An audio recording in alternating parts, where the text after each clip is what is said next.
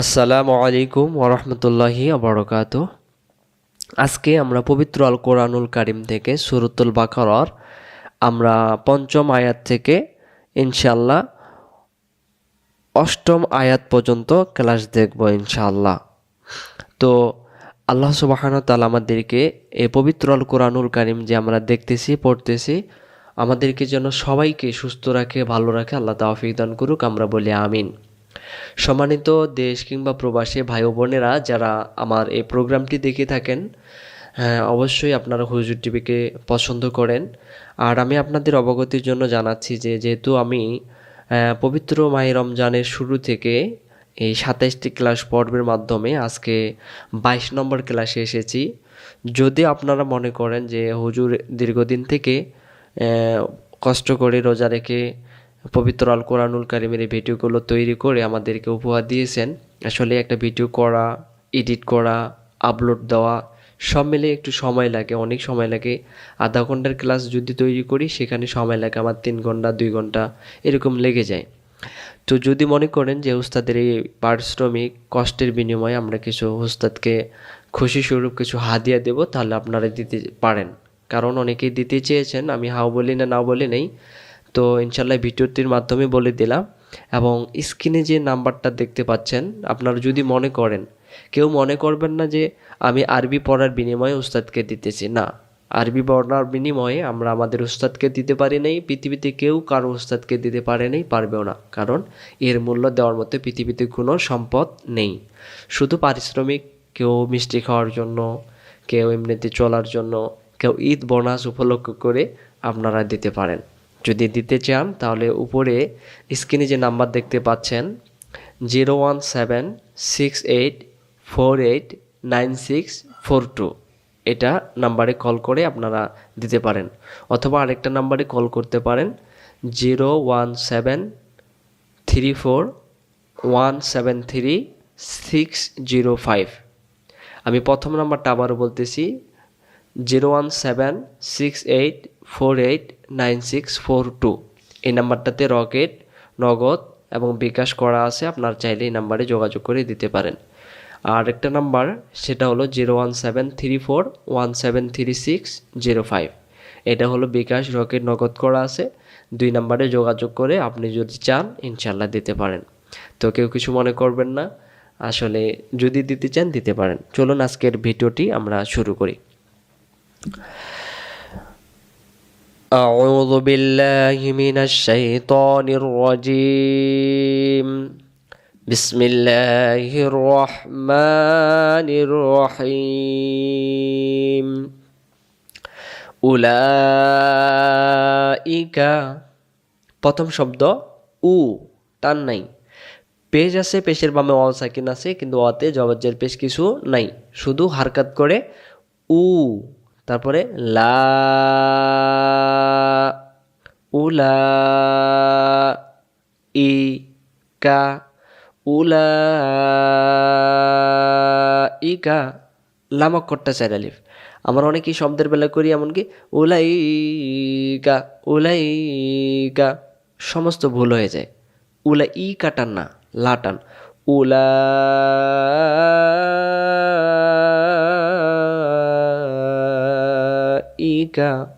আ, লা,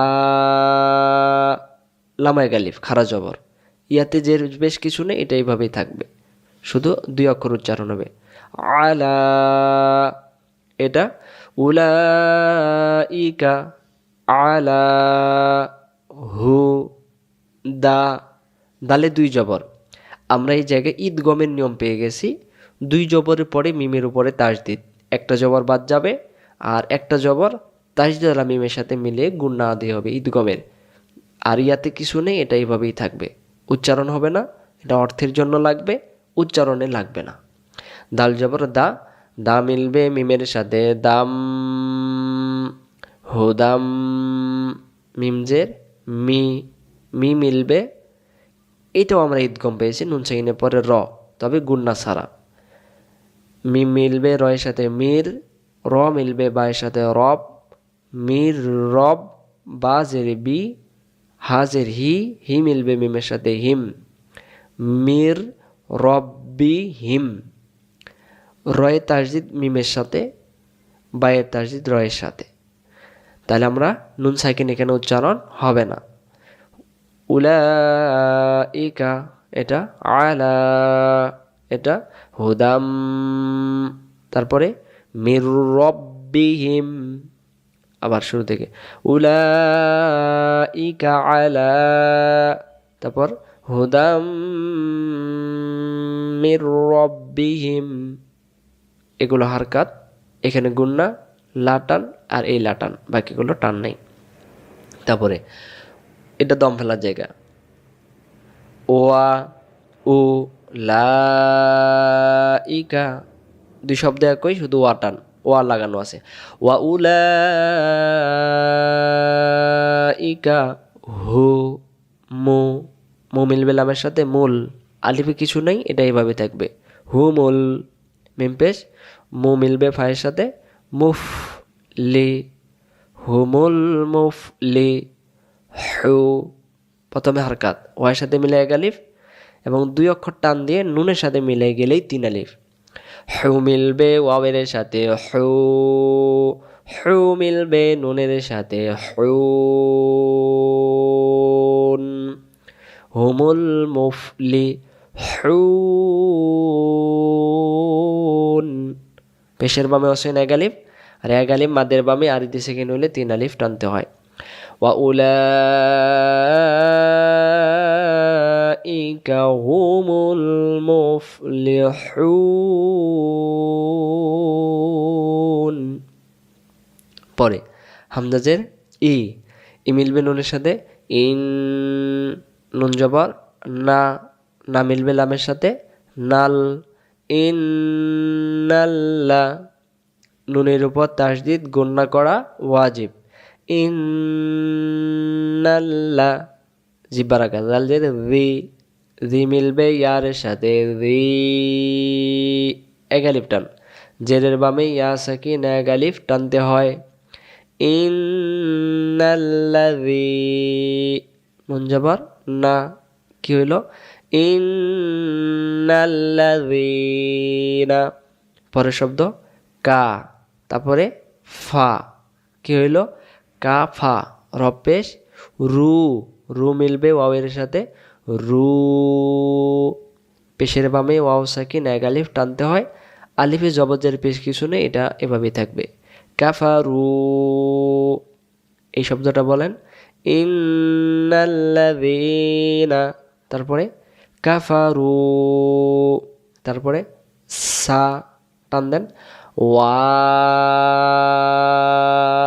কয় আলিফ, চার আলিফ, জবর বামে এক আলিফ আর এক আলিফ মাদের বামে গোল হামজা পাইলে চার আলিফ টানতে হয়। আপনাদেরকে আমি সহজ ভাষায় বোঝাইছি, যে অক্ষরের উপরে বাঁকা মোটা চিহ্ন সেই অক্ষরটায় চার আলিফ, এখানে ওয়াইয়ের উপরে ওয়া অক্ষর চার আলিফ। সা ওয়া, হামজা পেশ উ, উ মিলবে নুনের সাথে উন, যেখানে দুই জবর দুই জে দুই পেশ আছে সেখানে কি সাকিন আছে, নুন সাকিন, তাহলে সেখানেই নুন সাকিনের চার নিয়মের ভিতরে ইজাহার, ইদগম, ইকলাব যে কোনো একটা পাওয়া যাবে। দুই পেশের পরে আইন অক্ষরে ইজাহার, আইন ইজাহারে ছয় অক্ষর, আইন গইন হামজা গোলহা লম্বাহা আর খ। তাহলে এখানে আমরা স্পষ্ট করে বলবো ইজাহার করে সাওয়াউন, তারপরে আ, লা মিলবে এর সাথে লাই, আলাই, হি, হি মিলবে মিমের সাথে হিম, আলাইহিম, হারকাত, শুধু আইনকর গলা চেপে আলাইহিম। এখান থেকে ইন্নাল্লাযীনা, এটা কাফারু, তারপরে সাওয়াউন আলাইহিম। পরের শব্দ আ, আ, গোল হামজা লম্বা হামজা, উচ্চারণ একই, শুধু আ আর আ মিলবে নুনের সাথে আং, নুন সাকিন পাওয়া গেছে, তাহলে ইজাহার, ইদগম, ইকলাব, ইকফা পাওয়া গেছে। তাহলে আমরা দেখি তো এটা কোথায় কোন কোন নিয়ম পাওয়া গেছে, নুন সাকিনের বাম পাশে জাল, তাহলে জাল কার অক্ষর, ইকফা, কেন তা সা জিম দাল জাল, তাহলে এখানে আং, আং রা, রা মিলবে রয়ের সাথে জার, তা হু মিলবে মিমের সাথে হুম। আ আং যারতা হুম। আম মিলবে মিমের সাথে আম। লা মিলবে মিমের সাথে লাম। আম লাম। এটা আবার বলেন আ আং যারতাহুম। আবার আ আং যারতাহুম আম লাম। তু মিলবে নুনের সাথে তুং। রি মিলবে রয়ের সাথে জির। আম লাম তুং জির। এটাও ইকফা, নুন সেকেন্ড পরে জালক কর। তারপরে হু মিলবে মিমের সাথে হুম। তারপরে টান দেন লা।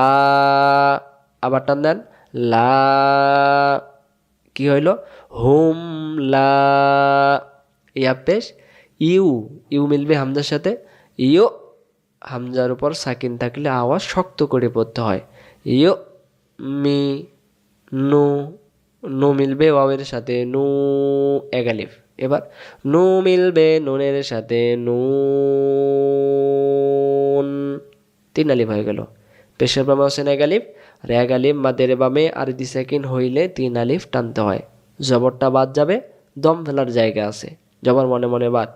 হুম লা ইউমিনুন। পরের শব্দ খ। তারপরে তা। তারপরে মা। মা মিলবে লামের সাথে মাল। লাম জবর ল। হাফ পেশ হু। খতামাল্লাহু। ল হবে আল্লাহ শব্দের ডান দিকে জবর, আর খ জবর খ হবে। আমরা এটাকে বলি খাতামাল্লাহু, তখন ভুল হয়ে যায়। এবং লাম্মা খটা এক আলিফ টান দেবো খারা জবর খতামাল্লাহু। বলেন তো খতামাল্লাহু। তারপরে আলা। যেখানে এরকম পাবেন টান দিবেন না আলা। এটা আলা। এটা আলা। তারপরে উ। লু। লু মিলবে ওয়াওয়ের সাথে লু এক আলিফ। পেশের বামা সেকেন্ড এক আলিফ। উলু। তারপরে বি। তারপরে হি। হি মিলবে মিমের সাথে হিম। বি হিম। তাহলে এটা কি হলো উলু বিহিম। এটা বলেন খতামাল্লাহু। তারপর আলা। তারপরে উলু বিহিম। তারপরে ওয়া। তারপরে আলা। ওয়া থেকে একসাথে ওয়া আলা। আবার ওয়া আলা। খারা জবর এক আলিফ। তারপরে সিন জবর সা। সা মিলবে মিমের সাথে সাম। আইনজের ই। সাম ই। হি। হি মিলবে মিমের সাথে হিম। সাম হিম। ওয়ালা সামইহিম। তারপরে ওয়ালা। খারা জবর এক আলিফ। এ বাঁকা চিহ্ন তিন আলিফ। কেন তিন আলিফ হইল? এখানে আলা এক আলিফ, এখানে আলা আবার তিন আলিফ। কেন? এক আলিফের পরে এই যে লম্বা হামজা থাকলে তিন আলিফ টানতে হয়। ওয়ালা। আমিল বেবার সাথে আব। সজ্জবর স। আব স। রি। হি। হি মিলবে মিমের সাথে হিম। ওয়ালা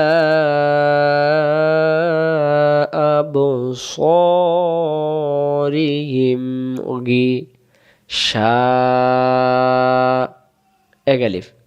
জবর বামে আলিফ তাহলে এক আলিফ। গিশা। ওয়াও জবর ওয়া। এবার আসেন এখানে একটা খুবই গুরুত্বপূর্ণ জিনিস, এটা দম ফেলার জায়গা। যদি আমরা এখানে দম ছেড়ে দেই, নিয়মূলক গোলতা কি হয়ে যাবে? হা হয়ে যাবে। তাহলে ওয়াও জবর ওয়া। ওয়া মিলবে হায়ের সাথে ওয়াহ। গিশা ওয়াহ। তাহলে এখানে দম ফেলিলে তাটা হা বানাতে হবে। এখানে দুইভাবে পড়া যাবে, দম ফেলিলেও পড়া যায়, দম ধরেও পড়া যায়। আমি যদি দম ফেলে দেই গিশা ওয়াহ, আর যদি দম না ফেলে দেই গিশা ওয়া তু। একটা পেশ বাদ দিয়ে একটা ওয়াই তাসদের সাথে মিলাই দিয়ে ঈদগম হয়ে গেল, কারণ দুই পেশের পরে ওয়াইয়ের উপর তাসদিদ। গিশাওয়াতুন ওয়ালাহুম তুন ওয়ালাহুম وعلى أبصارهم غشاوة ولهم তারপরে তারপরে আযা বা দুই পেশ বুন, তাহলে এখানে ইজাহারের নিয়ম, দুই পেশের পর আইন পাওয়া গেছে, এই জন্য বুং বুম গুন্নাও নেই, কোনো কিছু নেই, স্পষ্ট। আযাবুন জজের জুই, মুখটা গোল করে জুই, এক আলিফ জুই, মিমের সাথে মিলিয়ে গেলেই তিন আলিফ, জুই মিলবে মিমের সাথে জুইম। ওয়ালাহুম আযাবুন আযীম, জাল এক আলিফ। পরে ওয়া মি না, নিচের লাইনে লক্ষ্য করি, নিচের লাইনে নুনের উপরে কি আছে, নুনের উপরে তাসদিদ আছে, তাহলে আমাদেরকে সে তাসদিদে মিলাই দিতে হবে। ওয়া মি না, না মিলবে নুনের সাথে, নাসি, ওয়া মিনান নাসি, আরেকটু উপরে উঠাই দিই, হ্যাঁ এই যে সুন্দর, ওয়া মিনান নাসি, আলিফ লামে কিছু নেই, বাদ, মিম জবর মা, নুন সাকিন পাওয়া গেছে, তাহলে এটা নুন সাকিনের পরে তাসদিদ পাওয়া গেছে, ঈদগমের গুন্না করে পড়তে হবে, মা মিলবে এর সাথে মাইয়া, মাইয়া, অপেশ ও, ও মিলবে ওর সাথে ও, তারপরে লু, মাইয়া ও লু, খারা জবরে গেলে মা, মা মিলবে নুনের সাথে মান, নুন জবর না, আমান্না, বি মিলবে লামের সাথে বিল্লা, আল্লাহ শব্দের ডান দিকে জের, এজন্য এটা ল হবে না, এটা হবে লা, বিল্লাহি, আল্লাহ শব্দের ডান দিকে জবর, এটির জন্য এখানে খতামাল লহু, আমান্না বিল্লাহি, ওয়া বি মিলবে লামের সাথে বিল, ইয়া মিলবে ওয়ার সাথে ইয়াও, ওয়া বিল ইয়াউমি, মি মিলবে লামের সাথে মিল, ওয়া বিল ইয়াউমিল আখিরি, ওয়া বিল ইয়াউমিল আখিরি, ওয়া মা, এখানে পরকালের দিনের কথা বলছে, ইয়াউম মানে দিন, আখির মানে পরকালের দিন, শেষের দিন, ওয়া মা এক আলিফ, হু, হু মিলবে মিমের সাথে হুম, এখানে মিম সাকিন গুন্না হবে, কেন, মিম সাকিনের পরে দেখেন বা অক্ষর, আমরা শেষে তাজবিদে শিখছিলাম মিম সাকিনের বাম পাশে বা অক্ষর পাইলে মিম সাকিনকেই গুন্না করে পড়তে হয়। ওয়ামা হুম বি, মু মিলবে হামজার সাথে মো, ওয়ামা হুম বি মো মি, নুনজের নি, নি মিলবে ইয়ার সাথে নি, নি মিলবে নুনের সাথে নিন, ওয়ামা হুম বিমুমিনিন,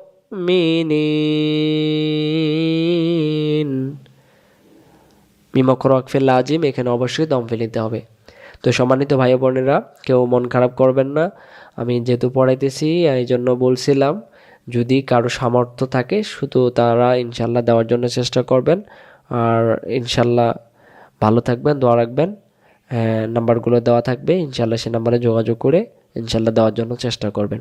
আসসালামু আলাইকুম ওয়া রাহমাতুল্লাহি ওয়া বারাকাতুহু।